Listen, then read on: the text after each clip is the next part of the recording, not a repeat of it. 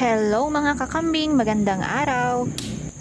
Andito na naman tayo, sinasamahan ng ating mga kambing, binabantayan natin sila habang sila ay nag-e-enjoy ng kumakain dito sa labas ng kanilang kulungan. Eto si Blacky, bagong panak, kasama niya ang kanyang anak na si Dilim. Tapos yung isa naman si Whitey, bagong panak din siya pero yung anak niya naiwan din sa kulungan kasi 1 day old pa lang, hindi siya pwedeng ilabas sa kulungan.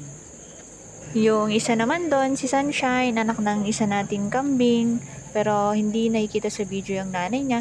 Tapos yung isa doon na kulay brown, anak din ng iba din yung nanay niya. Wala din yung nanay niya dito sa video, nasa kabila. Yun, yung nanay niya, si Labang. At yun naman, yung nanay ni Sunshine, yung nasa bakod. Ganyan yung mga kambing, kahit ang dami ng damo sa baba, yung mga matataas pa rin yung mga kinukuha nila. Ganun daw yung nature ng kambing, kung ano yung pinakamataas na naabot nila, yun yung gustong gusto nilang kainin. Eto sila bang may dalawa siyang anak. Ayun, yung isa doon, tinutumba na naman yung fence para lang maabot yung pagkain sa labas.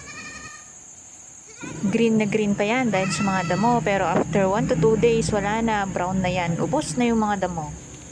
Kaya kailangan na rin namin magtanim ng damo.